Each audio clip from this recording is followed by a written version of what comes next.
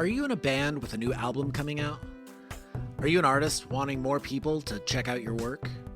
Is there an event you want to promote? Do you own or run a company that sells a cool product or service? In Defense of SKA gets over 10,000 unique downloads each month. If you're interested in advertising on the podcast, we offer very reasonable rates and can help with the production of the ad. The ads are dynamic, meaning they will be placed on every episode for a given period of time. If you're interested, direct message us or email us at indefenseofska@gmail.com.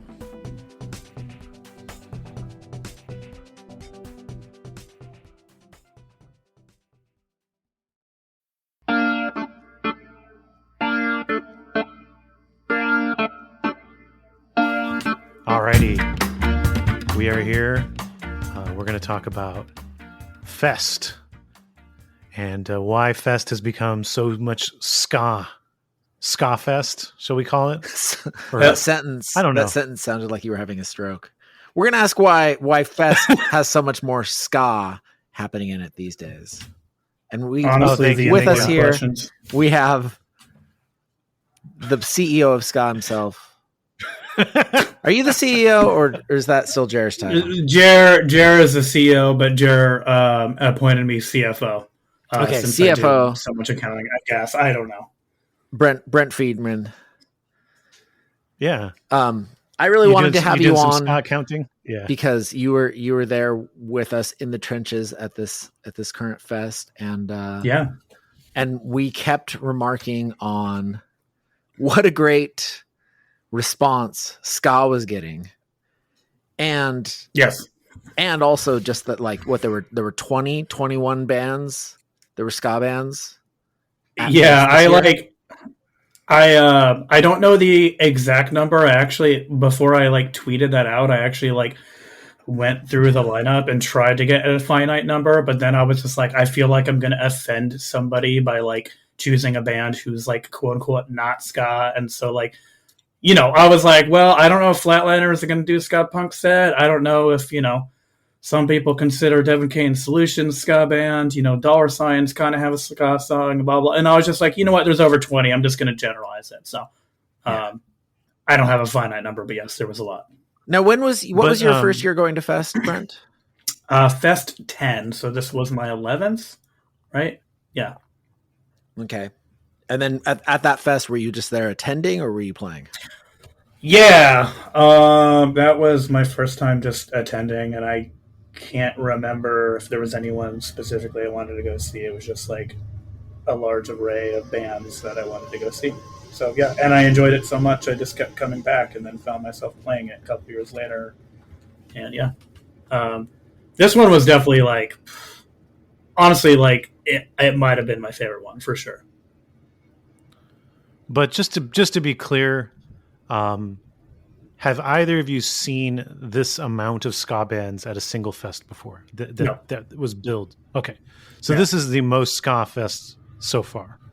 Yeah, I think even last year or the year before, well, whatever, not 2020, whatever, but the last couple, I think we had started to see 5 or so bands, and I was just like, God damn, there's so much ska this year.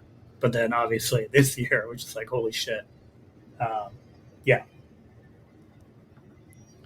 So a couple things we're going to talk about a little later, and I just want to tease it because this is a Patreon episode, but we're going to release a little bit of it for people to hear. But a couple things we're going to talk about a little later is how you were involved with getting Against All Authority back together. Mm-hmm. So don't say anything about it yet. And we are going to talk a little bit about Flatliners, so don't say anything about that either. Yeah. Okay. Back to our conversation about Fest. So, how many ska bands would you say there were just last year? You mean for Fest 19? Yeah. Yeah. Man, why? I don't remember the exact number, but I felt like last year was the first time that there was a very clear multiple ska showcases, if you will. Mm-hmm. I think that was the first time. right? Because we had like the Mhm. Heartwood stuff on one of the days. What was it? Saturday of last year, and then there was like the Sunday one, which was just like a couple of bands doing second sets, whether it was covers or whatever, but then also a couple of the ska bands that hadn't played. So yeah, I believe there was those like quote unquote two showcases, and that was like the first time. Yeah, there was a lot.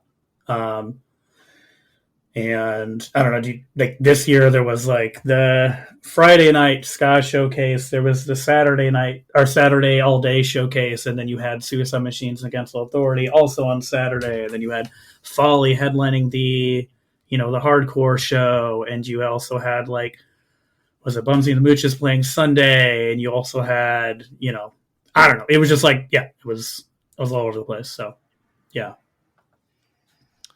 Adam, was last year your first time at Fest? Yeah, Fest 19 was my first year at Fest. I'd wanted to go for forever. They started having Fest the year I stopped touring in 2002. Okay, And I always just would watch online. I see. All the And sets so, okay, and all the so chaos. you've been watching Fest from the sidelines. I've never been to Fest. We'll put that out there.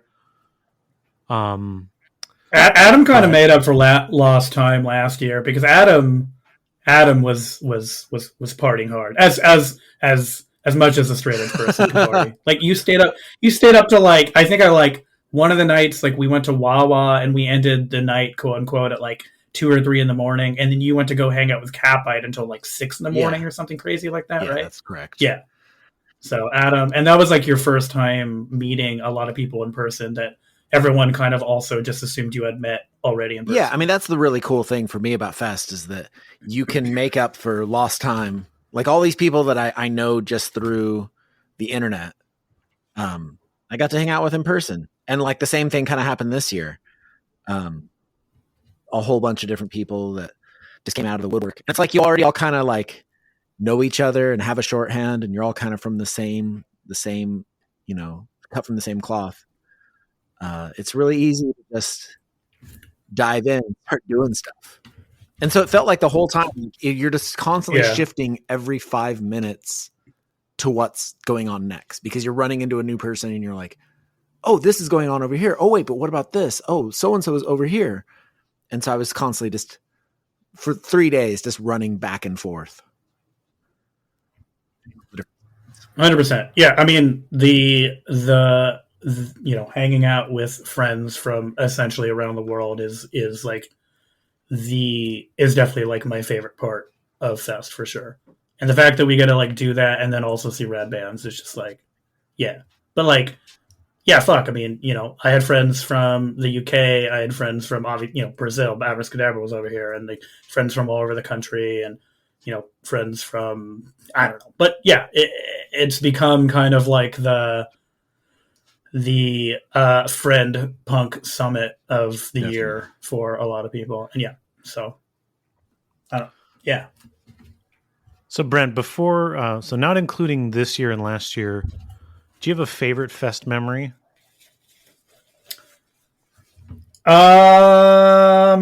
Let's see.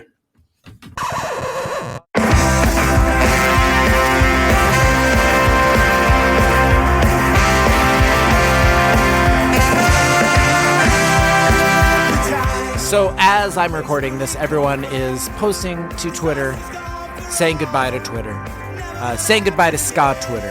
And you know what's better than Ska Twitter? The In Defense of Ska Discord. So for $5 a month, you can hear the rest of this episode, and you can be part of our Discord. All your friends will be over there too. And you'll be able to hear all about all the fun times we had at Fest, and hopefully next year, we'll see you at Fest. Ska now, more than ever.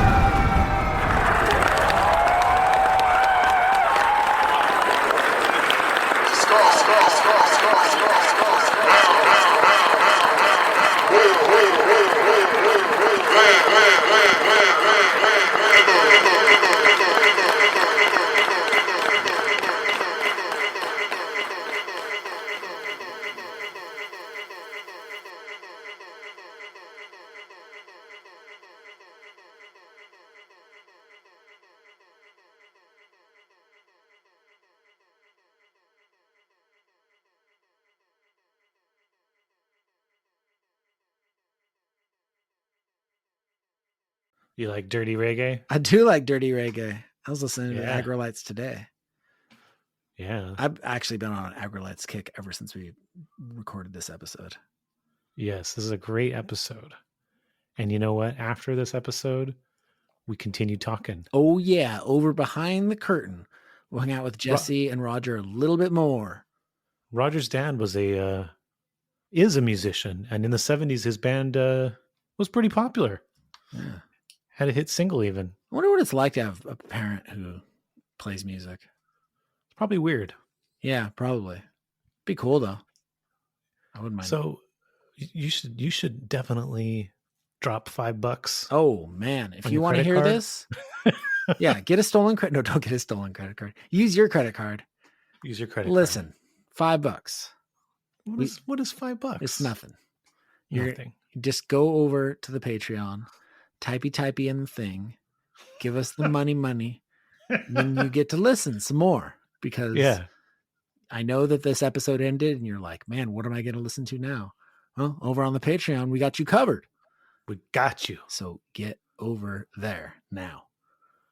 Next week, we got a great episode for you. Who do we got next Jay week? Vance of Captured by Jay Robots. Vance. Previously J-Bot. of the Skank Blue and Pickle. Meanies, Skank and Pickle. You got to hear it. Make sure you subscribe to the podcast so you do not miss this episode. You do not want to miss it. And while you're at it, leave us a review. Head over to all our socials, Instagram, TikTok, Facebook, Twitter. Come say hi.